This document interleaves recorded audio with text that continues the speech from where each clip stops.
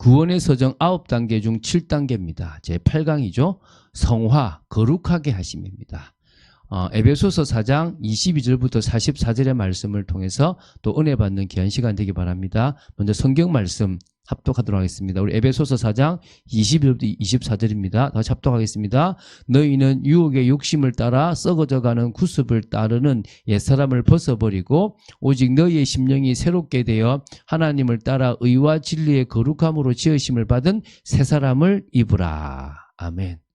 우리가 과거의 모습을 버리고 새로운 사람의 축복을 누려야 될 줄로 믿습니다. 조금 우리가 서론으로 좀 볼 게 있는데요. 전적 타락한 인간의 본질, 이건 어떤 본질입니까? 선을 행할 수도 없는 존재. 그게 인간의 본질이에요. 과거 하나님께서 창세기 1장, 2장에 만들어주실 때는 선을 행할 수 있고 악을 안 지을 수 있는, 죄를 짓지 않고 악을 만들지 않는 그런 존재였습니다. 그런데 그게 죄를 지음으로 말미암아 이제는 타락해서 선을 행할 수 없는 존재가 됐어요. 아니, 목사님, 우리가 착한 일을 많이 하잖아요. 예, 착한 일을 많이 합니다. 또 누군가를 위해서 대신 죽기도 합니다. 근데 그게 못한다는 게 아니라 일평생 그 사람이 그 선한 모습으로 살아갈 수 없는 존재라는 거예요. 결국은 자기 본성이 나오고 자기 속에 이미 죄성이 있다는 거예요. 그리고 그렇게 열심히 선을 향해서 했던 것도 어떨 때는 악이 될 경우들도 많다는 거예요. 그래서 그런 의미에서 인간은 선을 행할 수 없는 존재입니다. 그런데 거듭나서 예수님을 믿고 나중에 하나님의 자녀가 되었다 그러면 이제 성령의 역사로 세상과 구별된 삶을 살 수 있는 거룩한 존재가 된 거예요. 그래서 우리가 하나님의 자녀의 축복을 누리게 된다면 이제 우리 성령의 역사로 거룩한 존재가 될 수 있다는 겁니다. 그런 부분에서 우리는 되게 엄청난 축복을 누리게 된 거죠. 사실은 그것만으로 큰 겁니다. 중생이 일어난 것만으로도 우리는 이미 달라지기 시작한 거예요. 그런데 그 거듭남을 통해서 회개와 믿음이 일어났으면 이제 칭의와 양전을 통해서 진정으로 법적으로 권리를 보호받고 특권을 누릴 수 있는 존재가 됐고 성령께서 그 속에서 변화시켜 나간다는 거예요. 그러면서 얼마나 감사한 그런 축복입니까? 그런 의미에서 우리가 오늘 이 성화라는 개념을 좀 더 봐야 됩니다. 이 성화를 잘못 보면 되게 율법적으로 윤리적으로 갈 수가 있는 거예요. 또 이거를 인간이 못하니까 율법으로 가면 안 된다고 해서 방종으로 가도 되지 않는 겁니다. 성화는 일어나야 돼요. 갱신이라는 축복, 변화라는 축복 일어나야 돼요. 그걸 내가 열심히 해서 열심히 교회 가고 내가 열심히 봉사하고 내가 술 끊고 내가 정말 악한 거 안 하고 이렇게 되는 게 아니라 그냥 어느 날 은혜를 받아서 정말 그 성령의 역사로 말미암아 내가 정말 끊어야 되겠다라는 결심이 오고 또 그 결심에서 나아갈 때 또 성령이 힘을 주심으로 저는 끊어지는 또 변화되는 더 나은 인생을 살아가는 게 진정으로 성화겠죠. 그래서 성화의 성경적 의미를 보겠습니다. 히브리어로 카다시라고 하는 단어가 있어요. 자르다, 베어내다는 거예요. 어떤 의미에서 암덩어리를 잘라서 베어내는 거예요. 그 암덩어리가 퍼질 수 있잖아요. 그걸 탁 잘라내버리면 더 이상 암이 퍼지지 않잖아요. 똑같이 뭡니까? 죄악이 우리 삶 속에 묻어 있단 말입니다. 그거를 그 신성한 것을 이 묻어 있는 잡것으로부터 분리하여 따로 떼어놓는 것. 그래서 오히려 잡것들을 악한 것들을 떼어내는 걸 뭐라고요? 카다시라고 하는 거예요. 카다시. 이게 이제 하기아조라고 하는 단어가 이제 헬라어입니다. 하기오스에서 파생됐는데 이 하기오스가 똑같이 자르다, 베어내다 이 분리의 개념을 가지고 있는 겁니다. 그렇다면 뭡니까? 하나님을 섬기기 위해서 세상의 일반적인 것들과 구별된다. 이게 뭐란 말입니까? 카다시, 하기아조 이런 의미가 있는 거예요. 참 되게 중요하죠. 잘라내야 돼요. 잘라내는 거예요. 이런 말 있잖아요. 오른 눈이 범죄하면 오른 눈을 빼버리라. 두 눈을 다 가지고 범죄한 상태로 지옥 가는 것보다 한 눈을 빼버리고 천국 가는 게 낫다라고 얘기하잖아요. 그 말이 무슨 말입니까? 우리의 죄의 생활을 하나님이 기뻐하지 않기 때문에 뭐 하라고요? 떼어내버리라는 거죠. 근데 그 떼어내버리는 게 율법으로 말하면 자기 힘으로 떼어내고 자기 방식으로 떼어내는 거예요. 물론 사실 구약에도 하나님이 은혜 받은 사람은 달랐지만 신약에 와서는 이제 믿음이잖아요. 율법을 지키는 게 아닙니다. 그러면 뭐요? 내가 내 의지로 잘라내고 내 의지로 다르게 살아가는 게 아니라 계속 얘기해줘. 시작도 믿음이고 끝도 믿음이다. 나는 믿고 그분이 옳다고 생각되는 것이 내가 옳습니다라고 순종하려고 기도하는데 하나님이 힘주심으로 그 옳다고 하는 방향을 향해서 나아갈 수 있도록 역사해 주시는 거, 그게 성화의 과정이라고 보시면 되는 거예요. 자, 그런 의미에서 성화의 정의를 한번 내려보겠습니다. 성화는요, 하나님에 의해서 분리되는 거예요. 내가 분리하는 게 아니라 하나님에 의해서 분리를 하는데 나를 위한 분리가 아니라 하나님을 위해서 분리하는 거예요. 근데 어디서 분리합니까? 세상으로부터 분리인 거예요. 여기서 잘못 이해하면 세상 속에 가지 않고 따로 어디를 간다, 교회만 있다 이렇게 생각하는데 그게 아니고 세상을 지배하고 있는 사단의 권세로부터 분리되는 거예요. 세상의 가치와 세상의 기준, 세상의 방법, 세상의 방향으로부터 분리되는 거예요. 육신의 정욕, 안목의 정욕, 이생의 자랑으로부터 분리되는 거예요. 다시 정리하겠습니다. 하나님에 의해서 분리되는 거고 하나님을 위해서 분리되는 거고 세상을 지배하고 있는 사단의 그 지배로부터 분리되는 거고 육신의 정욕과 안목의 정욕과 이생의 자랑으로부터 분리되는 거예요. 또 다른 정의로 말하면요, 성령의 인도와 도우심으로 본인의 결단과 노력에 따라, 그러니까 같이 들어가죠. 성령의 인도와 도우심이 반드시 있고 그러면서 뭡니까? 인간의 결단과 노력이 있어야 돼요. 예를 들면 내가 새벽 기도를 가고 싶어요. 주님 깨워주세요. 절대 안 돼요. 어떻게 해요? 주님 깨워주십시오 라고 할 때 깨워주면 일어나야 돼. 내가 이 두 개가 같이 만나야만 뭐가 되는 겁니까? 새벽을 지킬 수 있는 그 잠자는 시간에서 분리되어 주님을 바라보는 시간으로 갈 수 있는 거잖아요. 똑같은 겁니다. 내가 뭔가를 끊으려고 그러면 성령의 도우심과 인도 속에 내 결단과 노력이 필요하겠죠. 멀리 하겠습니다. 보지 않겠습니다. 내가 바로 서겠습니다. 여러분, 저를 10년 이상 이렇게 보신 분들은 계속 제가 바뀌는 걸 느낄 겁니다. 전 더 바뀔 겁니다. 저는 더 계속 바뀌어 나갈 겁니다.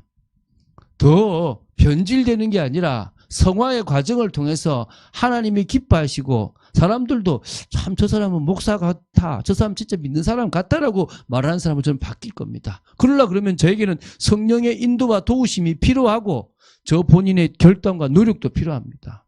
제가 왜 자꾸 옷도 맞추고 왜 자꾸 이런 옷을 맞춘 게 아니라 제 집에 있는 비싸지 않은 이런 옷을 제가 입고 왜 이렇게 하느냐? 목사로서의 그런 단정함, 경건의 모양이 아니라 경건의 능력이 중요하니까 모양까지도 갖추는 그런 제가 되려고 하는 거예요. 그리고 그래서 노력에 따라 죄의 부패에서 떠나 성결케 되고 선을 행할 능력을 얻어 그리스도의 형상을 닮아가는 것, 이게 뭐요? 성화라는 거예요. 점차 죄의 부패에서 떠나는 거예요.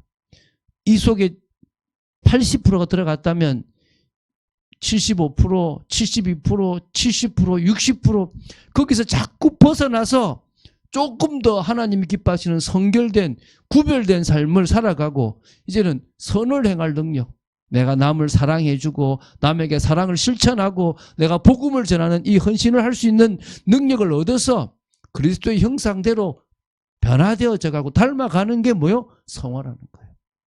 저는 이 성화가요, 죽을 때까지 몇 프로 되느냐? 25% 되면 많이 안 되겠나? 20%도 거의 못하고 갈 겁니다, 사람들. 그 정도로 변화가 없다고 보면 돼요.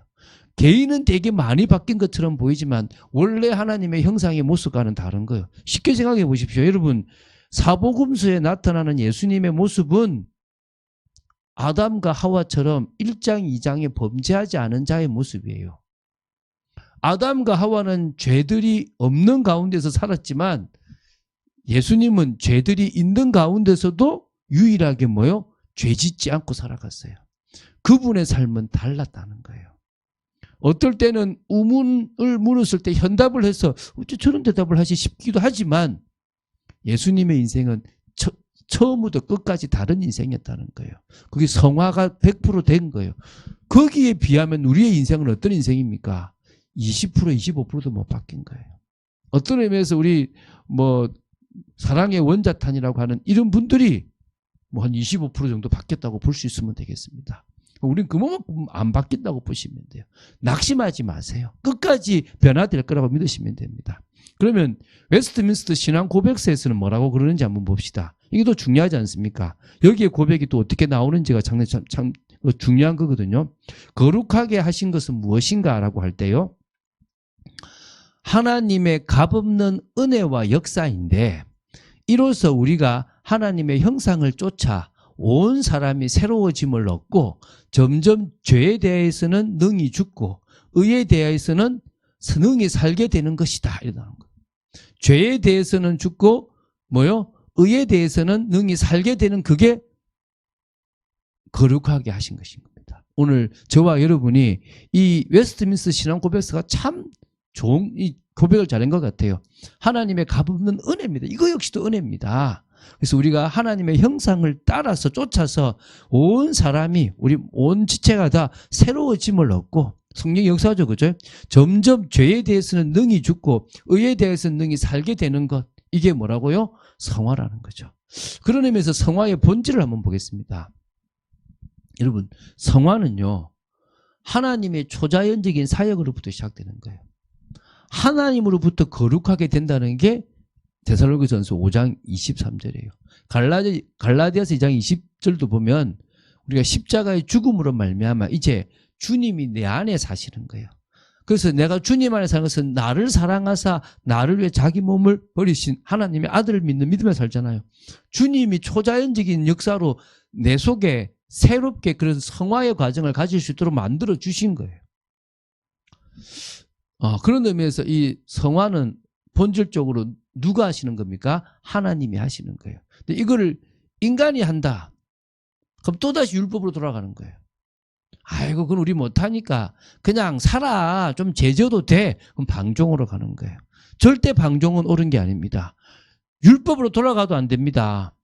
이제 더 이상 날과 달과 절기와 이런 것들을 지킬 필요가 없습니다. 그럼 어떻게 됩니까? 성령의 초자연적인 사역 속에서 계속적으로 인도를 받는 거예요. 그리고 인간의 적극적인 협력에서 진행됩니다. 내가 주도해야 되는 거예요. 구원은 하나님이 전적으로 주도하셨습니다. 그런데 저기 오차가 있네, 그죠? 이 성화의 과정은요, 우리가 주도하는 거예요. 우리의 적극적인 협력이 필요한 거예요. 성령께서 가르쳐 주실 때, 네. 저는 우리 중직자분들이 한 번씩 순종하겠습니다. 그럴 때 제가 되게 감사해요. 그 말은 이렇죠. 예, 좋습니다. 이게 아니라 순종하겠다 이 말은 나는 좀 하기 부담스러운데 제가 할게요 이거잖아요. 그게 적극적인 협력이에요. 여러분들이 그렇게 순종하겠습니다. 제가 가겠습니다. 그게 여러분 이게 이제 성화가 되어지기 위해서 중요한 거예요. 그러면서 뭡니까? 옛사람을 벗어버리고 새사람을 덧입는 거예요. 옛사람을 벗어버린다는 것은 성화에서 소극적인 부분이에요. 죄로 인한 인간 본성의 부패와 타락을 제거시키는 하나님의 행위라는 거예요. 예를 들면요, 목회자들이 갑자기 큰 부흥이 일어나거나 물질이 많아지면 또 넘어지거든요. 뭐죠? 옛사람의 모습이 남아있는 거예요. 그래서 저는 되게 경계를 많이 하려고 그래요. 저도 돈 좋아하고 저도 자리 좋아하니까. 그래서 그런 것들 자꾸 그게 제 옛사람이거든요. 제 본성이 있단 말입니다. 드러내려고 하고 무시받기 싫고 또 누군가 자꾸 나를 공격하면 내가 공격해야 되고 이런 부분들이 제게 있다는 거예요. 그런 것들이 자꾸 제거되는 거죠. 근데 이거는 뭡니까? 나는 이미 십자가에 죽었다. 이거 나는 끝났다. 라고 하는 게 계속 고백되면서 이제 그래, 이거 의미 없다. 돈 많이 벌어서 돈 많이 가져서 내가 막 좋은 시계 가지고 내가 막 좋은 차 타고 다니고 내가 뭔가 막 권위 있다고 표해본들 뭐 할 거냐. 하나님 싫어하시는데 나는 그거 안 누리고 오히려 그 돈을 내가 선교에 쓰고 주님 위해서 쓰고 나는 조금 부족하지만 나에게 주어진 대로 나는 가겠다. 그게 더 나은 거잖아요. 옛사람을 벗어버리는 거예요. 그러면서 새사람을 이제 덧입는다는 것은 성화의 적극적인 부분인 겁니다. 영혼의 거룩한 성향이 자꾸 강화되도록 하고요. 거룩한 실천들을 증대시키는 겁니다. 그 말씀의 서신서에 이렇게 하라고 하는 말씀들을 따라가는 겁니다. 새로운 인생의 과정이 자꾸 창출되고 촉진되도록 행하는 하나님의 행위예요. 다시 말하면요. 9가지 성령의 열매를 맺어가는 거, 온전한 사람으로 서는 거, 정말 하나님을 사랑하고 이웃을 내 몸처럼 사랑하는 그 사랑을 실천하는 거, 그게 새 사람을 드리는 거예요. 근데 그건 성령의 역사가 아니면 안 된다고 보시면 됩니다. 자, 이제 성화의 특성을 좀 보겠습니다. 여러분, 성화는요, 전인적인 변화가 있어야 돼요. 조금의 변화, 뭐 생각만 바뀌는 게 아니라 생각도 바뀌고 보는 것도 바뀌고 언어도 바뀌고 마음도 바뀌고 행동도 바뀌고 삶도 바뀌는 거예요. 모두 머리부터 발까지 영혼, 육 모든 게 다 바뀌는 거예요. 전인적인 변화가 일어나야 되는 거예요. 그래서 여러분 가장 먼저요. 말씀을 자꾸 마음속에 담으면 기준이 달라지는 거예요. 과거에는 돈을 기준으로 살아간다. 사실 많거든요. 저희 자녀들을 봐도요. 성공하려고 자꾸 그래요. 우리가 자식한테도 야, 너 이거 공부해가지고 너 나중에 고생하지 말아야 될 거 알겠냐 이렇게 얘기하잖아요. 그게 기준이 뭐죠? 하나님이 너를 향한 계획이 있다 이렇게 해야 되는데 저도 자식한테 그럴 때가 있다니까요. 어떻게 해야 되겠습니까? 머리부터 바꿔줘야 돼요. 하나님의 말씀을 머리에 심어야 돼요. 말씀을. 그래야 그 인생이 바뀌는 거예요. 그러고 나면 이제 뭡니까? 보는 것도 달라지고 보는 게 달라지면 받아들이는 게 달라지고 받아들이는 게 달라지면 말도 달라지고 행동도 달라지고 인생도 달라지는 겁니다. 영혼, 육까지 다 바뀌는 겁니다. 그리고요. 성화는요. 어떤 특성이냐? 전생애를 거쳐서 변화되는 겁니다. 예수 믿고 얼마 기간 동안만 바뀌는 게 아니라 죽을 때까지 바뀌는 거예요. 죽을 때까지. 그렇게 바뀌어도 다 못 바뀌는 게 인간인 거예요. 전생애적인 변화인 겁니다. 이 세상에서의 생이 끝나는 순간에 비로소 완성돼요. 죽기 전에는 완성되지 않는 거예요. 그 75% 이상이 되는 그 변화가 딱 죽는 순간에 끝나는 거예요. 오늘 저와 여러분의 인생은 주님 앞에 설 때 완전 영화의 단계에 들어갈 만큼 변화될 줄로 믿습니다. 그래서요, 성화의 결과로 선행이 드러나요. 그래서 성화와 선행의 관계가 있습니다. 그래서 여러분, 선행은요, 성화의 열매예요. 내가 변화되면 변화될수록 내 인생이 선행을 하게 되는 거예요. 그러니까 신앙생활에 있어서 핵심적인 게 선행이거든요. 그 선행이 세상이 말하는 선행이 아니라 복음으로 세상을 변화시키는 거예요. 어떤 사람은 그런 말 하더라고요. 이렇게 크리스찬들이 많은데 세상이 이렇게 악하냐? 제가 갑자기 듣는데 예수님이 계셨는데도 이스라엘 나라는 안 바뀌었는데 여러분 맞죠? 바뀔 시기도 있었어요. 저 영국 같은 경우에서는 그 바이킹 해적들이요. 그런 신사의 나라가 될 만큼 바뀌었어요. 그런 변화가 일어나기도 하고 우리나라 평양에도 그런 일들이 일어나기도 했습니다. 그러나 그런 사람들이 바라는 그런 변화가 아니라 정말 사람을 귀하게 여길 수 있고 정말 또 사람을 복음으로 살릴 수 있는 그게 진정한 선행이잖아요. 그 선행은 성화가 되는 만큼 일어나는 거예요. 선행은요, 하나님께서 요구하시는 거예요. 하나님은 우리가 선을 행하는 걸 원하세요. 그 선은 사람을 살리는 거예요. 그 사람에게 복음 전하는 겁니다. 그 사람에게 중요한 걸 주는 겁니다. 제가 여러분 힌트 주잖아요. 어떤 분한테 사장님한테 위에 분에게 정 안 되면 이 만남을 주선해봐라. 근데 여러분이 고민해야 돼요. 여러분이 정말 이 사람을 어떻게 하면 살릴까 계속 고민하면요. 답이 나와요. 중요한 답이 나게 되길 바랍니다. 그리고요. 선행은요. 하나님의 영광을 위해서 하는 겁니다. 내가 드러나는 선행이 아니라 하나님이 영광 받으시고 하나님이 높임을 받으실 수 있는 선행이 되어야 되는 거예요. 그래서 사람을 살리는 게 진정한 선행인 거예요. 어떤 사람은 그렇게 많이 하고 자기가 높아져 버리면 아쉽잖아요. 어떤 사람에게 하나님이 치유의 능력을 주셨는데 막 치유를 하면서 자기가 높아져 버려요. 그럼 하나님 주신 그 은사가 결국은 의미가 없어져 버리잖아요. 하나님이 사람을 살리고 사람을 도우라고 주신 거고 하나님께 영광 돌리라고 주신 겁니다. 그렇게 되길 바랍니다. 또 이 선행은요. 상급과도 연결되어져 있습니다. 하나님은 분명히 선행 행한 자에게 상급을 주시게 돼 있습니다. 그런 의미에서요, 우리 결론적으로 뭐냐? 성령의 역사로 성화되는 만큼 전도는 되어집니다. 성령의 역사로 성화되는 만큼 선행이 되어진다는 말은 전도가 된다는 겁니다. 너 보니까 나도 믿고 싶다. 나도 좀 도와주라 라고 말할 수 있는 겁니다. 그 말은 무슨 말입니까? 아직 내 기준이 여러분들이 보는 주위의 가족들이나 또 뭐요? 주위의 그런 동료들이나 사람들이 볼 때 똑같은데 뭐 좀 이상한데 라고 볼 수 있다는 거예요. 성령의 역사로 진정으로 여러분에게 참 변화가 일어나는 축복들이 있게 되기를 예수님의 이름으로 축원드립니다.